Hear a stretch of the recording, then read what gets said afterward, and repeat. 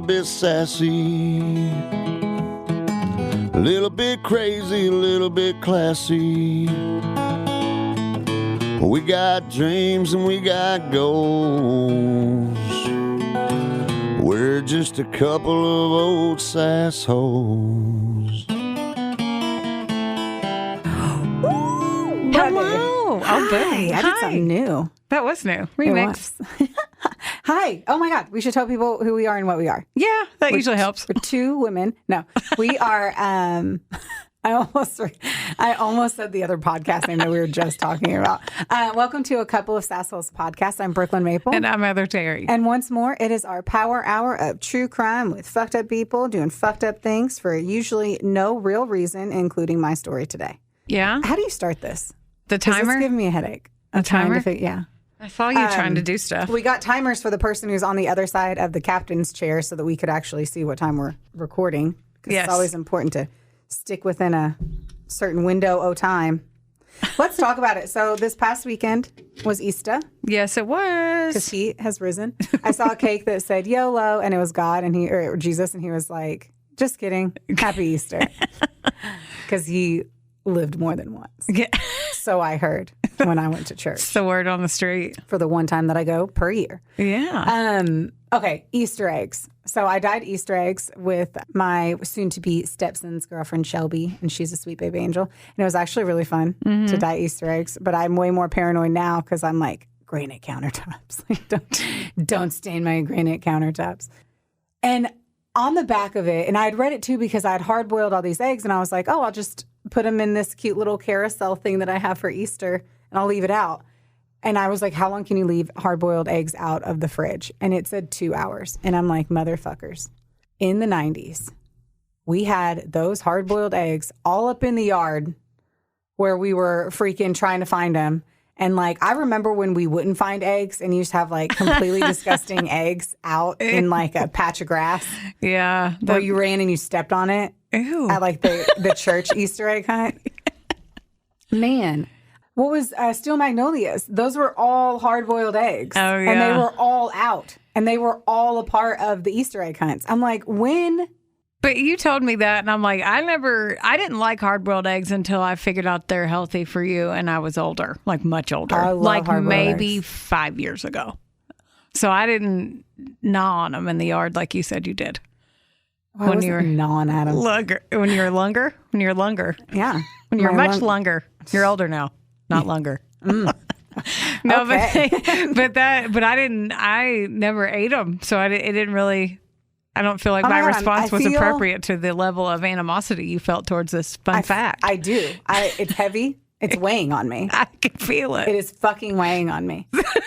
I just don't get it.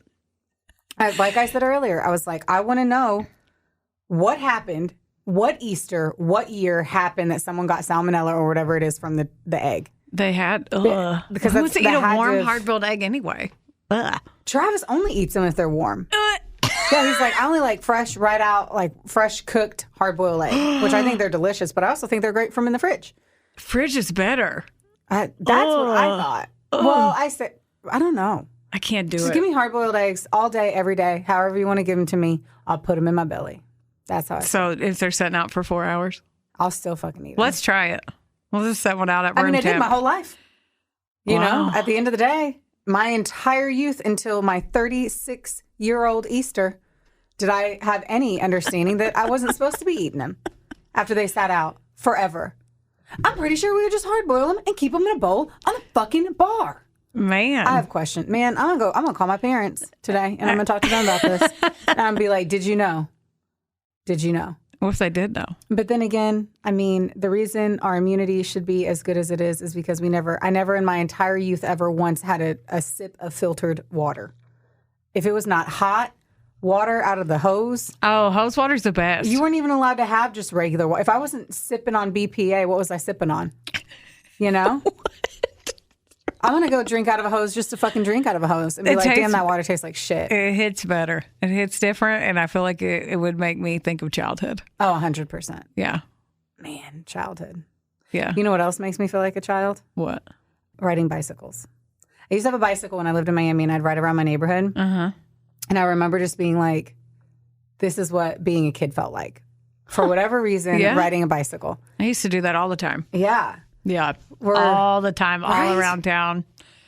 That's the only way you got around. Yeah. I flipped off my handlebars one time, like over the front. Oh, man. Yeah. That was bad. I just thought about that. My sister was riding bicycles with these 3 girls, and the girl in front of her got hit by a car and was like, out. Oh, wow. Yeah. Did she? My sister had a whole bunch of issues with it afterwards. I don't think so. I think it was permanent brain damage. Oh, God. Yeah, it was really bad. Like, I don't recall her ever healing after, and I never saw her again.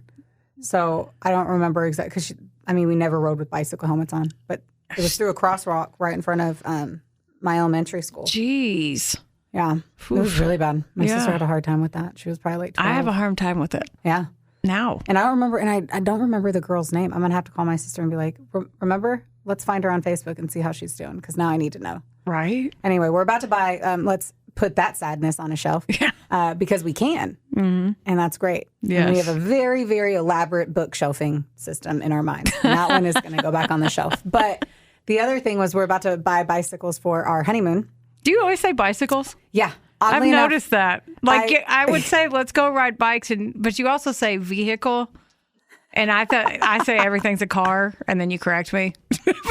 But I'm like, everything. It's just a car. I'm going to get a new car. You're like, it's an SUV. It doesn't matter. Yeah, I don't know. Yeah. Yeah, not like it. You're not doing it to scold me. It's just, you say it. And because you always say bicycle. And I'm like, you can say bikes too. Just ride bikes. Go and ride bikes. Yeah. I don't know why. I told Travis, I was like, can we go look at bicycles? And I was like, why do I keep calling it bicycles? Like, you do. Very official. You call it by its full government name like it did something bad. Right? Bicycle. I don't know why. Like an all-terrain bicycle. A bike. Bike is fine. Okay. It's more cash. A bike. How about that? So we're going to go buy bikes. And I'm really excited about it because I really just want to ride it around the neighborhood. I also just wonder, are they that much more expensive now? Like, I remember, I feel like bikes were like, look at me, I already did it. We're like $125, right? Like I feel like they were, like $125. My purple Schwinn, which I need to go to my parents' house and wonder where that bitch is. And like, we're looking at a hybrid bike, and a hybrid bike is between a land cruiser, like a street cruiser, or a mountain bike, which essentially just changes the functionality of like where the handlebars are, like how long you're going to be on the bike and what kind of form, and then like how big the tires are and what kind of tire it is. Mm-hmm. And a hybrid just means you can do both relatively okay. Yeah. $500. Yeah, that's wild. Like, not the highest price. Mm-hmm. Academy, $500. I'm like, you're a Schwinn. It's a fucking Schwinn. And I'm just like, it's like an outside, like a real outside bicycle. Yeah.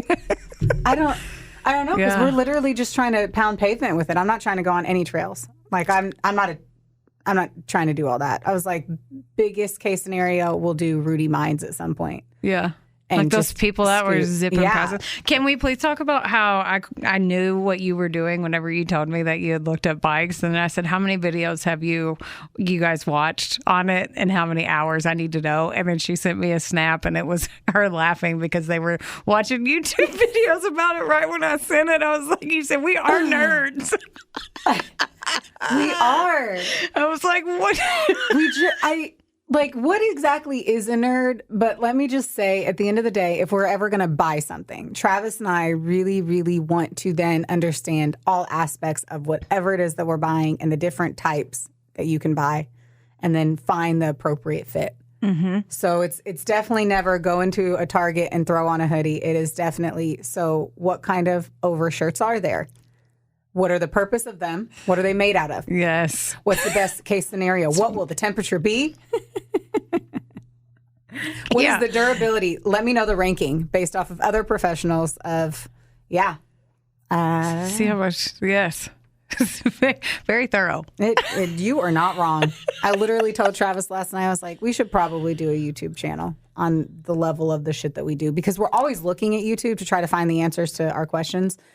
And I just feel like there's not enough. I think the age that me and Travis are, being 36 and 40, essentially kind of being dinks, double income, no kids. Yes, we have kids, but they're older, so it's not. That's what they're called? Yeah, dinks. I like that. It's dual income, no kids. Got it. Well, Yeah. I'm a proud dinker myself. Ain't lying. Yeah. But like, because the children are not causing a financial burden every single month, you know? But I don't know. I just feel like we're in a weird like moment in our lives because of our age, and like you and Will. Mm-hmm. And the things that we want to do like require lots of things for it. So it's just trying to find the right fit. And it's like no one expects people to want to tow or do these things and not need to have room for 7 kids. Like I don't understand why we haven't figured out that there are people who didn't have children. Yeah. Once I understand we have them, but like, yeah, one day people will catch back up. Yeah, 100%. Our stories. Yeah, I know. Let's. You want to rock paper? I would love more than anything for you to do it. You want me to go first? Because I don't even remember my story. So usually Heather has done this before where she does her research way in advance. I never do that. I'm literally 5 minutes running in after just finishing the story. And I did this 5 days ago, and I haven't had time this morning to reread it. Yeah. So I'm like, oh, you go, sis. I'll skim through my pages while we're here. Yeah, I haven't reread mine either. So, I mean, literally, if you were like, what happened in your story? I cannot tell you. Someone got murdered. I know that someone got murdered, and they went to jail. People like that we're transparent. So we're keeping up on brand. Dude, and doing the best we can. Yeah, we are. That's right. Well, I actually tripped and fell into this story when I was watching Hulu. It was like, you should watch this. And I'm like, you know what? I think I will watch that. It was Mean Girl Murders. Ooh. Episode 1 of season 2 is where I got like probably 90% of this. And then because they did all the work, you know, so I'm just going to ride their coattails. That's literally what this podcast is. Exactly. We're reading the story of other people and then telling it with our sassy mouths. Yes, our sassy mouths. Mm-hmm. And then Oxygen.com, the Daily Mail, but again, most of it came from that show. So here we go. Let's go down to Humble, not Humboldt, because I had to Google it to figure out they were not saying Humboldt for an entire hour. So Humble, Texas, which is about 20 minutes outside of Houston. And as of 2022, they had a little over 16,000 people. So, you know, itty bitty living space. No, but it's, you know, close enough, but they were still outside. So simple lifestyle, big city, all that stuff. And at Chester W. Nimitz Senior High School, that rolls off the tongue. Yeah, it does. It's like most schools with, you know, cliques, so jocks, nerds, goth, all that stuff. And they pointed this out and made it very apparent on the show. Yeah. When the show Glee, did you ever watch Glee? No, could never get into it. Really? I wanted to so badly, and I could never. I couldn't either then, but I feel like I need to go back and try it now. Like I couldn't do it. I mean, but it's high school. It's like watching High School Musical. Ugh, that's true. Yeah, like I feel like I'd be way turned off of it more now than back in the day when I was more youthful. When I didn't have to pump as much Botox into this forehead. So when that show became popular, the choir kids used to not be popular. And then all of a sudden, hey, look, people are paying attention to them and everybody wants to be in choir after that show. So sure. Yeah. You said sure. I'm like, I'm sure. Yes. And choir was super competitive and there were different levels, which I didn't know, like sports teams. So they had JV, varsity, and then they had a select few who were in the chamber choir. So those were the super cool kids. Like you wanted to be in chamber. Like, can we stop calling them cool? Like, can we just say that they're the most talented singers? Because none of this feels cool to me. Choir is not cool to me. That's like talking about they were the coolest band people. You weren't cool.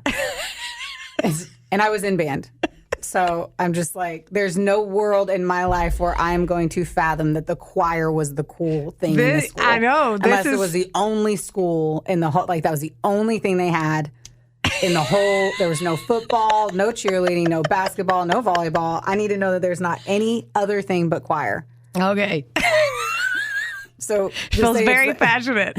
Say it was the best singers were in the chamber choir. A bunch of talented students who in this show were portrayed as cool, despite Brooklyn's very passionate opinion. Dude, I had so many awesome friends in choir, and they were cool. But it's not that choir was cool. I'm going to let this go. It's like, and we're going. So in the fall of 2010, a new Sorry, she can't. Yeah, she's getting choked up because she was never in choir. So in the fall of 2010, a new group of freshmen were selected for the JV choir, and one of these girls was named Keri Murphy. They were all super close, and there was like 6 or so of the main ones, and they did everything together. But of course, they had drama, like they're, They're high school. Yeah, they're high school kids. So, dude, I just got away from drama. Like, that's the thing that requires like late 20s. They all kind of looked up to Keri and thought she was like their little leader. She was outspoken, and people just naturally gravitated towards Keri. They also said there were days where she would come into school and just be kind of a bitch. Like they were like, oh, it's one of her days. And they're like, oh, shit. And she was taller. She was taller than a lot of the guys even, they said. And she dressed all over the place kind of. So she kind of stood out with the way her hair and makeup was sometimes. And she was a thick girl. And they said on the show, like back then, that was before body positivity. So she's a little thicker. So what's her name? Keri. If you look, don't look it up yet. I'm going to show you a picture because it'll automatically pull up what happened. Got it. Yeah. So basically, she hid her insecurities behind her mouth, from what I read, which a lot of people do. Yeah. And one of the girls in her friend group on the show said, this is so bad. She said, quote, she wasn't very impressive to look at. I don't know if that's kind of rude to say, but she wasn't a looker. She said that on the show. I was like, ouch. If they're talking about looks. And be like, she had a great personality. Well, that's not answering the question. Heather's like, ooh, that was a harsh answer. I'm like, but was it? She wasn't like Shrek. Like I saw pictures of her. And the girl who said this. Heather, you've literally said multiple times that there's no safe place to rest your eyes when you talk about people. Certain ones deserve that. She wasn't Shrek. There were safe spaces to rest your eyeballs. Got it. And the girl who said it should not have been throwing stones. I'm sure. I mean, yeah. They were in choir, so. I'm kidding. So she didn't have the best home life. So obviously that probably came back in to play with her. And her parents were still together, but basically sleeping in separate rooms, not speaking. And when they did speak, they were screaming at each other right in front of her. Her dad worked nights and slept during the day, so they had more like a angry roommate situation going on. Outside looking in, though, everything seemed fine. Like obviously, I can relate to that from my upbringing. But everybody thought they were fine. But only her real close friends, just a few of them knew. She had an older brother, and she was super close with him. Luckily.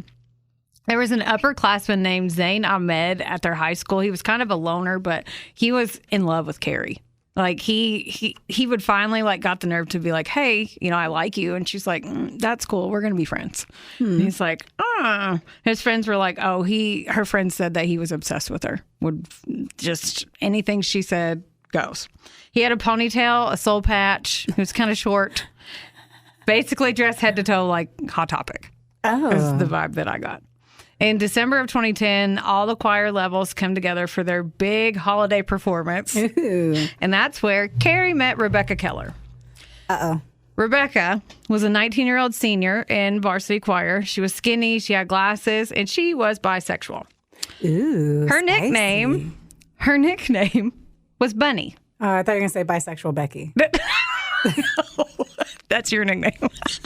I totally was like, oh, this is going to be Bisexual Becky. And you're like, oh, nope. Yeah, no, her name was Bunny, and nobody knew why. Like, no one knew. They just all called her that. And then I'm going to show you a photo of her here in a minute that I'm hoping she was a bunny trainer. You don't look at her and think bunny at all. Okay. At all. And I meant to have these, so I'm going to keep talking and show you. Do you want me to look? No, I'm not allowed to look it up. I keep forgetting. I want to look, and then Heather's going to just paw it out of my hand, and I'm like, well, I don't want to get a fight. Exactly. Yeah. It's fine. Keep talking amongst yourselves. I don't know. That's what you're going to say? Yeah, I don't know what to do. Okay, here's a photo of Bunny. That's Bunny. She kind of looks like, do you know the bunny from Pets that was like the bad guy?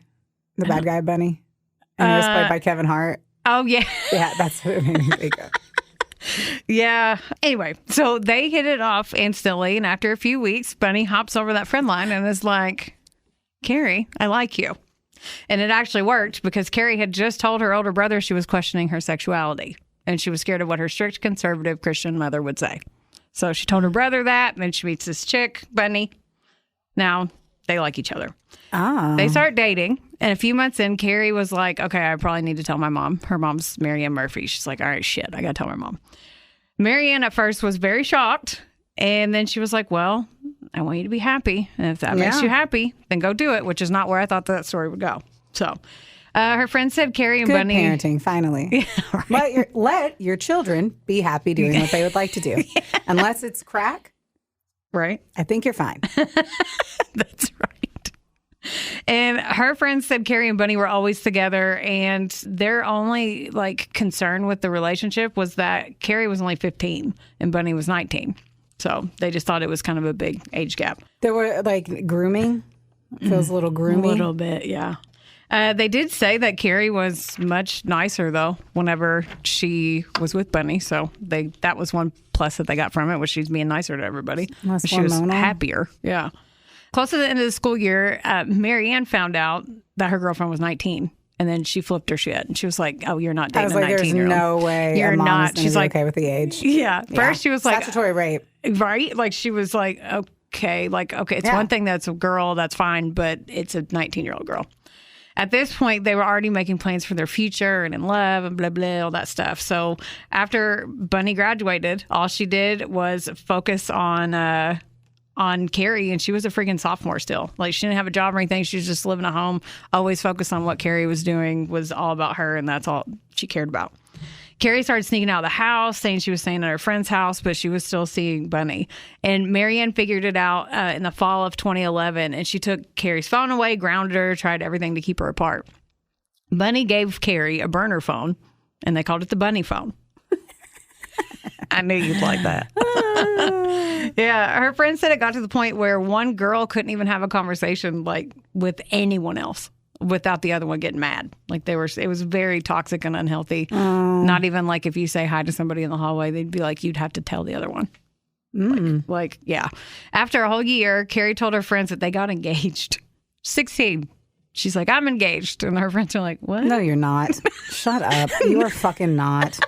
Don't ruin what the word engaged means. Yeah, they got engaged. They put a ring that was probably $25 on one of their fingers and called it fucking engaged. Yeah.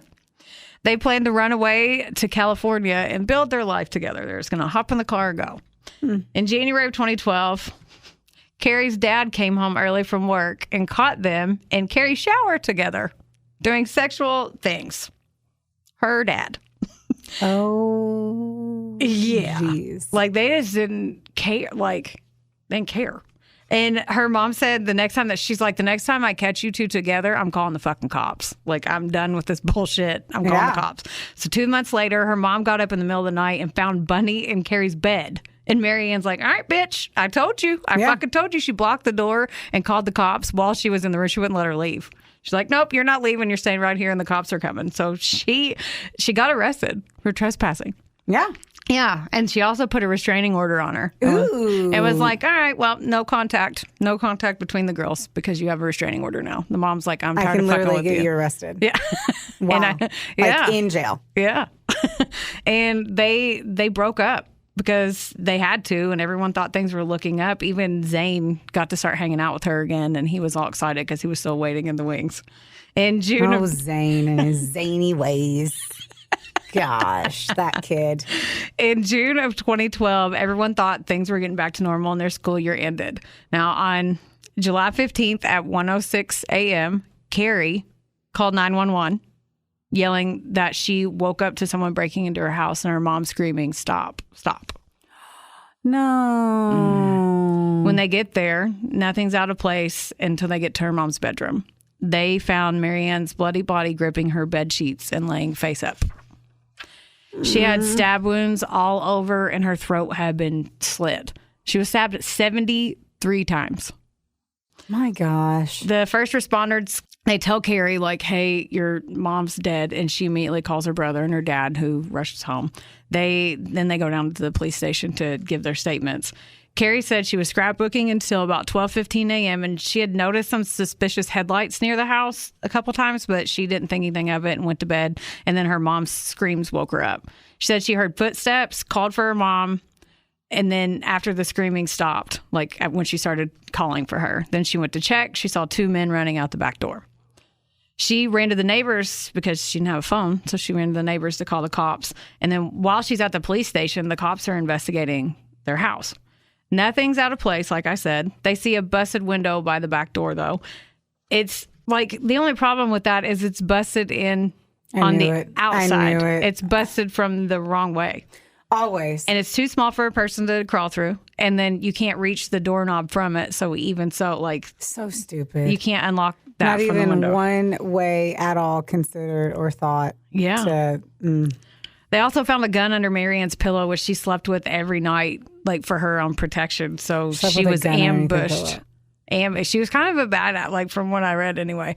But like she was kind of ambushed while she was sleeping. She didn't have time to react. Yeah. If you're just sleeping and you get stabbed to death, like, what can you do? Yeah. Like the Idaho murders. Yeah. I mean, oh, that's so scary. They brought in her husband, Don, and they said he was very cold and unemotional. Like, he was like, yeah, my wife's dead. Like, I didn't love her anyway. Big whoop. Yeah. He basically was like, our marriage sucked and I was at work. So what do you want me to do? The cops looked through her phone and they found out that the last person she talked to was a male coworker named Mike. Yeah. I'm saying. Yeah. She's basically divorced, whatever. You guys are staying together for no real reason. Exactly. Mike is like losing his shit, sad. And he was like, well, we were having an affair, but she always came to my house. I don't even know where she lives. So they give Keri a polygraph test and she failed. Of course. Mm-hmm. And then she starts spilling her guts. Oh, it took 6 minutes. Mm-hmm. Mm-hmm. Yeah. High school murder kids are dumb. Yeah. They're so fucking dumb. I'm sorry. I just am always like, you're dumb. Yeah. We do cover a lot of dumb Did you know ones. that I think they're dumb? That they're dumb on their bicycles. And that choir isn't cool. Okay, so she's like, yeah, Zane did it. Oh my gosh. What a hateful little shrew. And I'm like, so she said a few days before she got caught by her mom, she was trying to sneak back into the house. And she told her mom, no, there were 2 men outside. And I was going to check. That's why I was coming back in through the fucking window.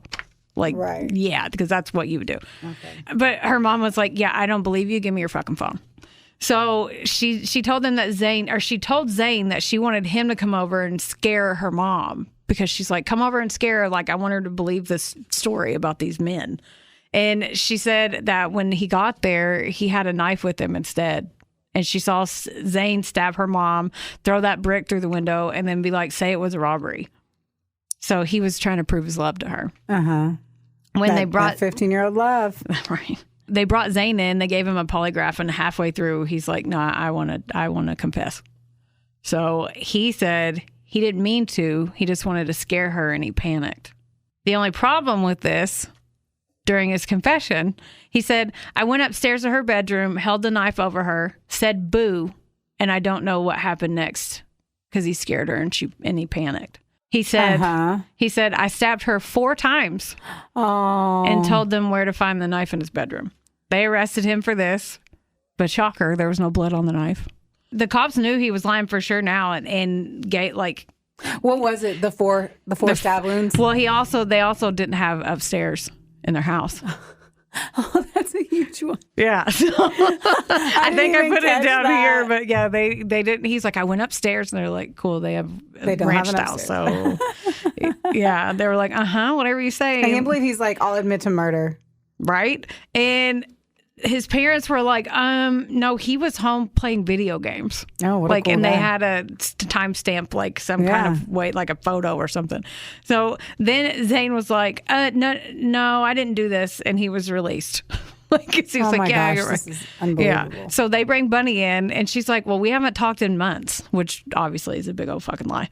They get the phone records for the Bunny phone. And then Rebecca's like, oh, okay. Well, Keri's been talking about killing her mom for months. Oh my God. Yeah. But when Keri got caught and her phone got taken away, her mom was like, I'm going to go through this because she apparently had nudes and was sexting on her phone that got taken away. And her mom was like, I'm going to open this right now. Because, Bunny was like 20 now and Keri's 16. Just sending her titties and etc. through the text messages. So Another thing I'm happy that we couldn't do when we were younger. Right. And then, so her mom's like, give me the fucking, open this phone right now and show me what's on your phone before she took it away. And Keri's like, no, I'm not doing that. So she took the phone and goes, fine, I'll take it to work on Monday and I'll unlock it. Like, I'll have IT unlock it. And this is when they decided to put her plan in motion. So Rebecca, or Bunny, came over after Marianne went to sleep, waited in the hallway while Keri stabbed her own mother 73 times. She killed her own mother? Then Bunny hopped the fence. I said hopped a lot on this. Bunny hopped the fence with the bloody clothes and the knife and dumped it in a trash can in the school parking lot. So both girls were immediately arrested. Wow. Yeah. Fucking wow, man. Keri's grandmother bailed her out a few months later. But Bunny, she had to wait in jail. Her family didn't have a lot of money, so she had to wait in jail for her trial. Yeah. But they, of course, those bitches couldn't stay away from each other. So they kept in contact over the phone. But jail phone calls are recorded. Of course. Tell me how they admitted it. Yeah. So one of the calls, Bunny tells Keri, I'm just glad you didn't see what happened in there. Keri said, I did. I was in the hallway. And Bunny said, I told you to stay in your room. So wait, who did it? Keri killed her mom? Bunny did. Oh, okay. But she was going to they were going to flip it, and they flipped the story. Bunny said that Keri did it. Oh. Because she was younger. Oh. Okay, sorry. But then they got recorded, and she's Got like, it. I told Okay, you, I was like, but I thought Keri did it. Bunny was like, bitch, I told you to stay in your room. And she's like, well, I saw everything. So they both just admitted it on a recorded line. So both girls pled guilty.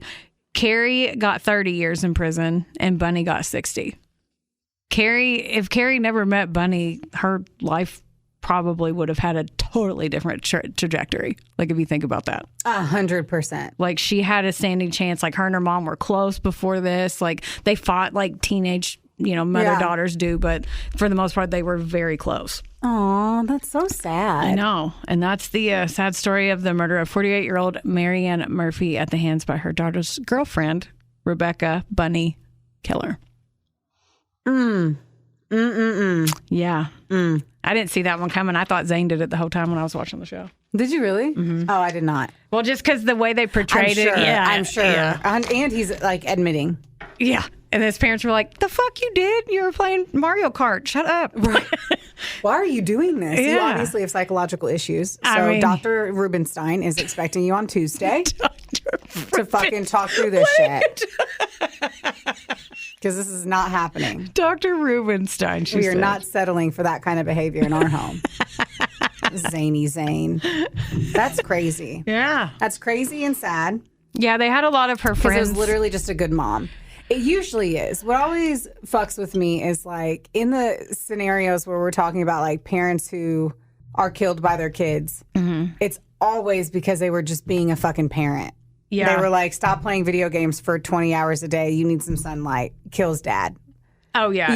It's never. It's not just It's never, oh, my dad actually hit me and my mom has been molesting me. And so I killed them. That's a picture of Keri.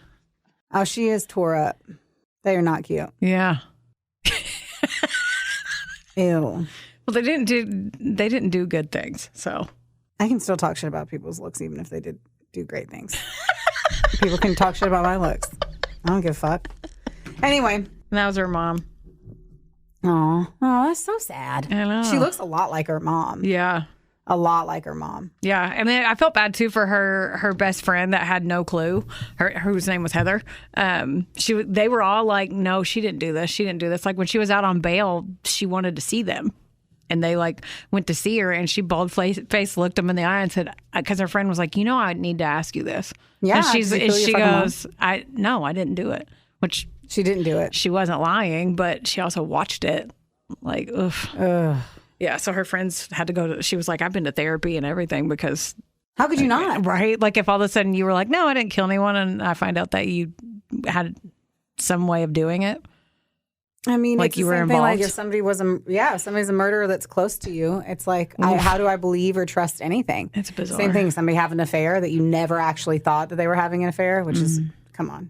Yeah. Affairs are like easier to spot than fucking gays on a sidewalk, You can see. What? What does that I don't know. mean? A sweet gays dress better than everyone else. We always know a gay. It's very true. We know a gay when we see one, for the most part. There's very few hidden ones out there. Yes. But anyway, I'm just saying, like, affairs, everyone knows. Mm-hmm. It is, everyone thinks that no one knows or no one sees it. And it's like, motherfucker. Yeah. Not only do we see this, we were already talking about this 3 weeks before the first time y'all even held hands. So. Anyway. All right, I'm going to tell you about this bitch. This bitch. Her name's Christa Pike. I got it from All That's Interesting and Wikipedia. And we're going to start off with a fat fuck you, Christa Pike. That's how I feel. She was born on March 10th, 1976 in West Virginia. She got off to a super fucking rocky start, sadly. Her mother was a party girl who really just wanted to, like, drink and party and live it up more than raising a daughter. So, oh, no. Yeah, she didn't really give two fucks about her. Her dad didn't want any part of her life, you know, obviously just banged it out without a condom and doesn't really care. Oh, God. She was raised by her grandmother for most of her early life. Carissa Hansen and Emil Glenn Pike are her parents.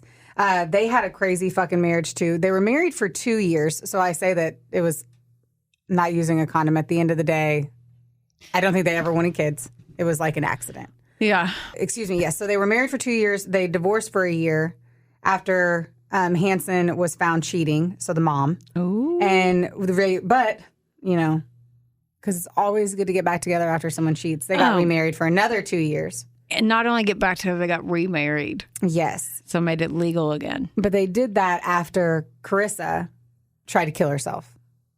Oh. Yeah. Oof. Now, both of them were frequently negligent as parents. An aunt had actually noted that when Christa was a baby, that she was crawling through piles of dog shit all throughout the house. Oh, no. Because they just didn't give two fucks. Like, literally just a baby in a drug-partied house with no one paying any attention to her. That's awful.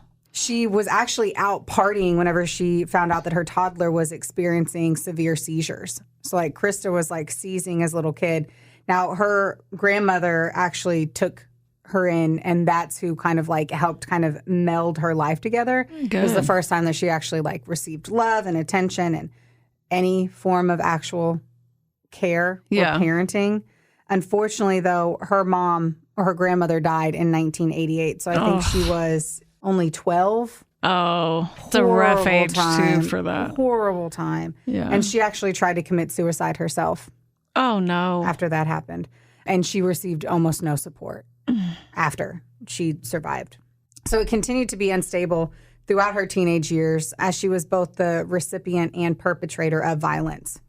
So this is a hard one. I'm like, fuck you. Because I will say this, she was broken by life circumstances, but never enjoyed it. Like, leaned into it, if you will. Like, I am now a terrible human. Like, all of this happened. I will not try to remedy or resolve anything. I will now inflict pain and be terrible to other people. One of her mother's boyfriends actually punched her in the face. What? Yeah. Ugh. I know. He ended up receiving criminal charges, but they, like, settled out of court. While she was staying with her father's new family, one of her young half-sisters claims that she molested her. Wait, what? Yeah.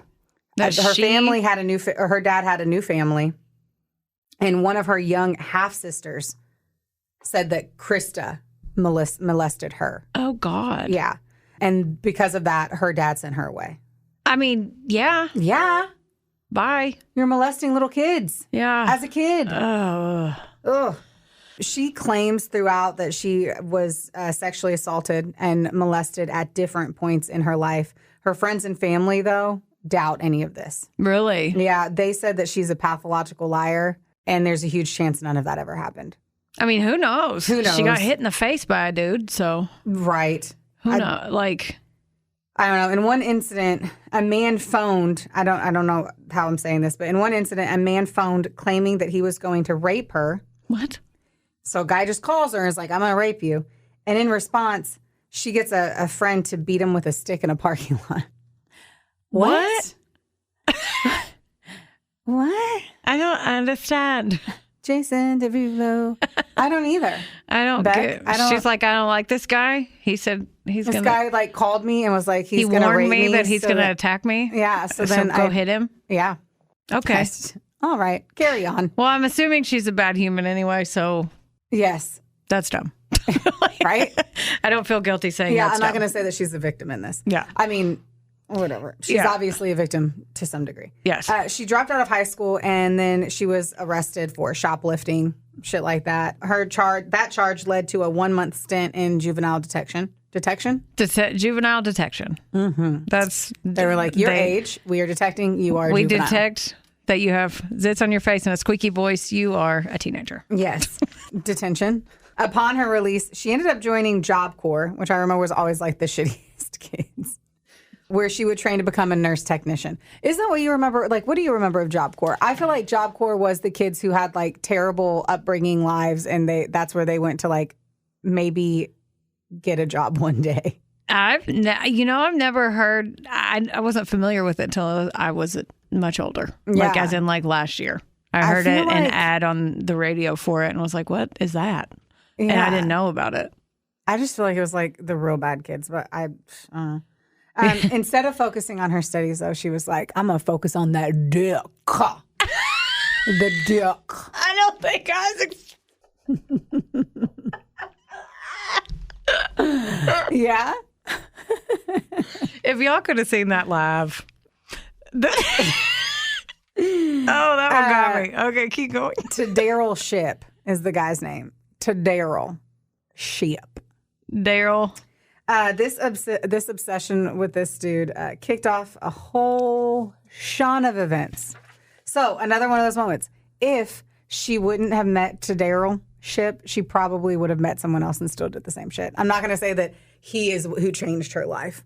Yeah. You know, it's not a pivotal role like Bunny and fucking Reese Cup over there. Like, this is a whole different scenario. So like Christa, Shipp, because his name is Tadaryl. So Tadaryl, right? Mm-hmm. So Christa and Tadaryl, they came from less than desirable backgrounds. He was raised by a single mother. He dropped out of high school in the 9th grade and went on to get involved with known gang members, as one does. Mm-hmm. At his mother's urging, he joined the Knoxville Job Corps, where he was enrolled in the culinary arts program. Dude wanted to cook. Apparently, when they met, their love affair was like lightning. It developed super fucking quick. Now, unfortunately, what also was a thing that really just tied the shoelace of the love that is their life was Satanism and the occult. Oh, what year was this? I don't know. Like 90s? 90s? Yeah. Sounds about on brand. Yeah, very 90s. That's actually how I found this story. I started picking years. Oh, so yeah? I'm starting to do like murders in the 90s. And that's how I popped onto this. I love that journey. I also found like 3 other ones that were tantalizing. And I'll be unpacking them bitches at a later date. But unfortunately, like, so there's Satanism and there's the occult, but their whole version of it was like just completely warped and crazy. Now, in this obsession, they attracted another friend, Shadola Peterson. She is also in the Job Corps. Okay. And apparently she's like, fuck yeah. Let's do satanic shit. I don't know. Yay, then you're gonna enter. Then enter Colleen Slemmer. So she's a pretty enthusiastic native of Jacksonville, Florida, who came to the Knoxville Job Corps to study computer technology. Okay, I'm gonna guess this is a place. But within 3 months of Schlemmer's arrival, Pike and Slammer were at loggerheads. I don't know exactly what that is. I probably should have Googled and taken a little bit of extra time to comprehend that, and I did not. It's fine. According to Pike, Slemmer was hitting on. So supposedly, Christa said that Colleen was hitting on Tadaryl. Oh. Yeah, and he was trying to steal him away. Though Slemmer and her friends denied that she had any romantic interest in this guy. Like, she's like, I was being nice. I had a conversation with him at a bar or some shit like that. You know, Christa was convinced that both Shipp and Peterson needed to be sacrificed in the name of Satan. Oh, what? Wait, I'm sorry. That both Shipp and Peterson. Okay, I did say that right. So she had told the other two crazies. I thought I read that wrong. I hate whenever we convert all to last names. Give me Christa. Give me Colleen. Yeah, I gotta fucking get my memorized. Get my memorized. I have to switch it back just because I'm like, I don't remember their last names, and I'm not a football coach, so I don't. Right? Fuck. Put in Maple. Like I don't. She talks to Tadaryl and Shadola. Weird name. And she's like, dude, we have got to fucking. It's time. It's time for us to sacrifice this girl in the name of Satan. No. On January 11th of 1995, Christa Pike told her friend Kim Lolio that she'd planned to kill Slemmer. So this is later on. But she planned to kill Slemmer because she just felt mean that day. Shut up. Yeah. And of course, because everyone does, she's like, I thought it was just talk. What if someone says, people do that. What if you say you're going to do something, even if you think it's just talk, don't every single time. I've never been like, I'm going to fucking kill someone. Or if I did, I was like, I'm I'm obviously not going to kill them, but I'm going to stalk them for a while. Like, no, I've never done that. Like, The only time I've ever wanted to stalk anyone was after we watched You. Because, like, the show You, my God, that made me want to see if I could get away with it. I ain't even gonna lie. The next night, Pike, Shipp, and Peterson lured our sweet little Slemmer. So what's her first name? It's Colleen. Colleen out to the woods with the promise of some marijuanas, some devil's lettuce. Oh, no. Once she got to the woods, Christa and Tadaryl viciously attack her while the other girl, Shadola Peterson or whatever, was the lookout. No. For the next half hour. Oh, God. Yeah. Colleen was taunted, beaten, and slashed, and Christa Pike even went as far as to carve a pentagram into her chest. Shut up. She eventually ended Colleen Slemmer's life by bludgeoning her with a large piece of asphalt. What? Like a fucking portion of a sidewalk, basically. God. And it didn't take her long at all for her body to be discovered. Thanks to her bragging about the crime to her fellow Job Corps attendees. Oh, you know she did. Even going so far as to show off a piece of Colleen's skull. There was a huge chunk of her head that had broken off, and she took it with her. Oh, my God. And then showed people it. What a psycho. Yeah. Ugh. I'm like, what the fuck? No. Christa Pike said that she increased her brutality against Colleen as she had begged for her life. The more Slemmer had talked, the more that Pike kicked her face in. The more that she begged for her life, the more that she sliced her throat. Ugh. Like, she was completely enamored by the murder and, like, enjoyed it. Sounds like it. Yes. That's so sad. It is so sad. And because a girl literally just talked to a guy. That's all it was. Yeah. A girl talked to her boyfriend. That's all. That's crazy. That's it. That's crazy. Yeah.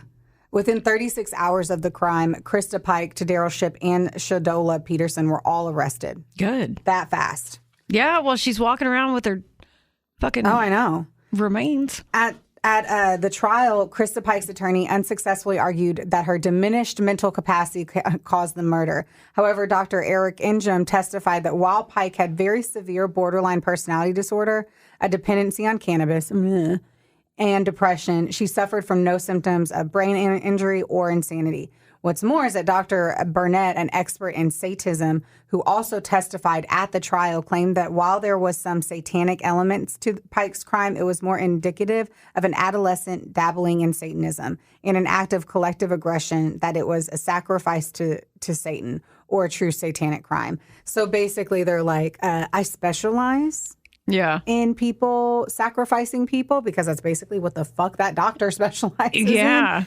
And he's like, no, it's just a kid acting like what was it? The pentagram? Like, that's literally it. Yeah. Well, because I don't know a lot about Satanism, but a lot of those, it's not about that, what you think it's about. Like the quote unquote, like the religion, the basis of that is not, you're not sacrificing humans. Right. Despite what pop culture wants you to think. Right. Isn't it just, I believe in Satan and he is my God.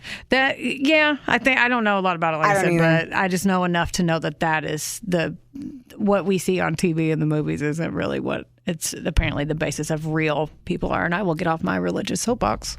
Be okay. Pike's attorney had called members of her family to testify about her difficult upbringing and basically how everyone fucking sucked. And that there was another failed attempt to display a mitigating factor to the murders. Of course, though, I mean, they say, like, with Christa Pike's diminished capacity, like, the testimony of another Dr. McCoy was scrubbed at the last minute. They're like, there's just no fucking proof. There's no proof here. Yeah. The jury convicted Tadaryl Shipp of murder, and he was sentenced to life with the possibility of parole after 25 years. Shadola Peterson testified for the state. In exchange for her testimony, she pleaded guilty to be an accessory after the fact, and she just got probation. Oh. So look and out, she bitch. still You got went probation. along with it, but they needed her. Photos. Oh, God.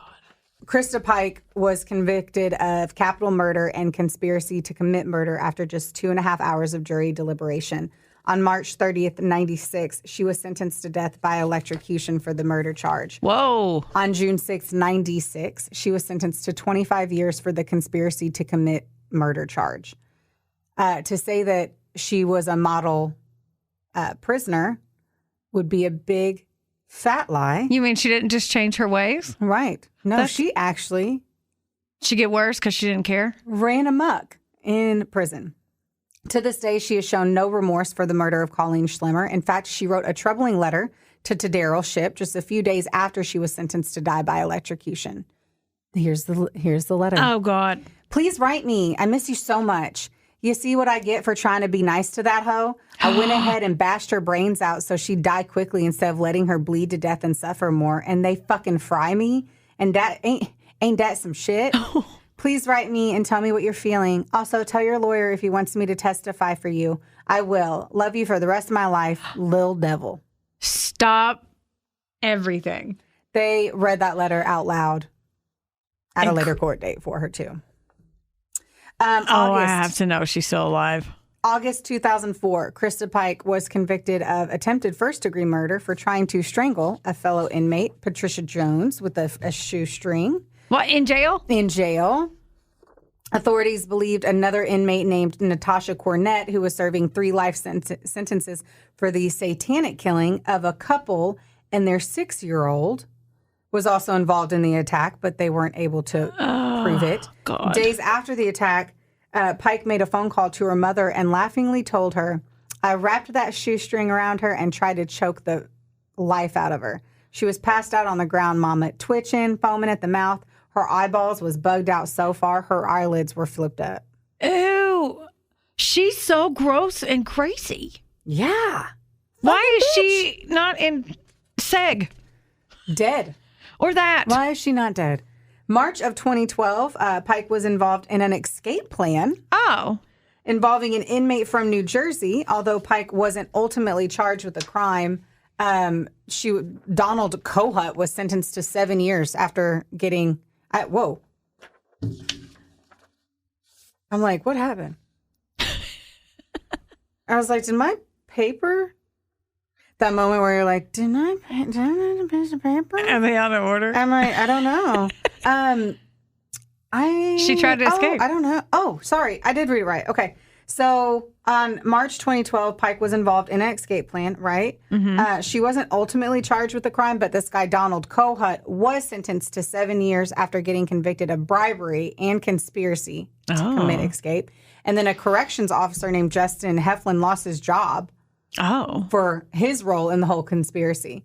After Pike and her attorneys exhausted all of her appeals, obviously to no avail because this bitch should never be out. Yeah, no. The state of Tennessee petitioned the court to set an execution date of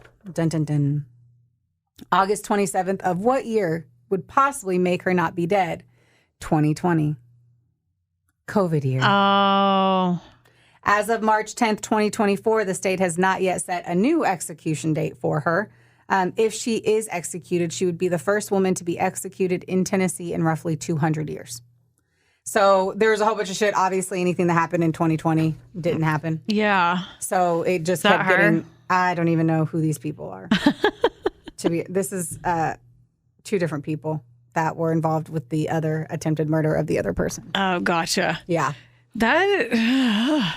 So she's just like wreaking havoc. Crazy. Crazy. Like... Crazy. There was another story that I was going to do that was similar to this. The reason I picked this one was because she was then so bad in jail. Yeah, she's not reforming. No. It's supposed to be reformed place, and she's not.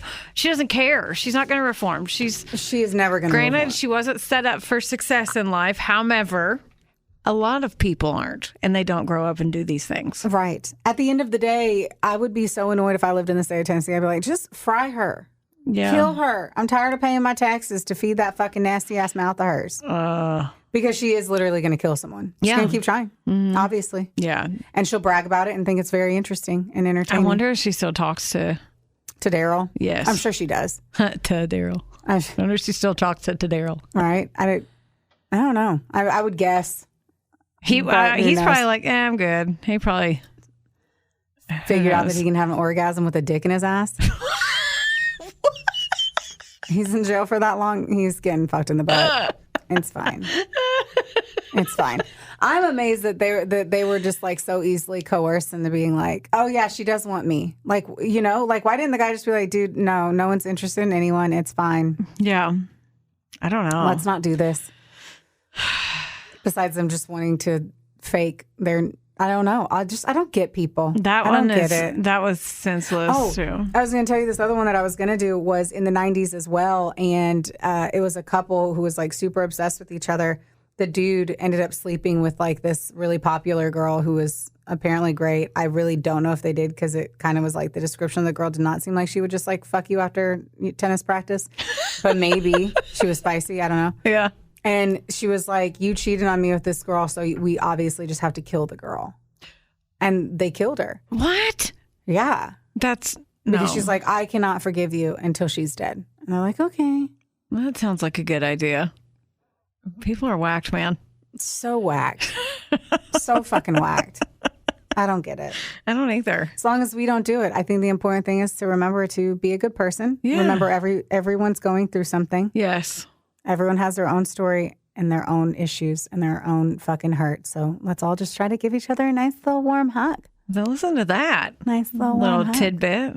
Yeah. Uplifting. Nice uplifting. Wake up in the morning and whenever you're feeling extra fucking mean that day, look in the mirror and be like, stop being a fucking cunt. Yes. That's true. You dick. We're going to start selling that on our merch store. Yeah. A little mirror cling. Stop being a fucking cunt. Don't be a cunt today. That's what we'll put on the bottom of for mirrors. I like that. Yeah, we should. Okay. You know what else is not cunty? What? If you subscribe to our show, that would be nice. Or give us a review. If only if it's 5 stars. If it's 4 below, tell me why. I would like to know. I don't want to know though. What? Tell me. Yeah, just tell Heather. Brooklyn's over here like, you know what? I get enough criticism in my everyday life. I do not need more. I am full of great criticisms and I am okay. I don't need more. But thanks, guys. Yeah, thanks so much. Bye. Okay, we love you. Bye. Theodore, can I pet that dog?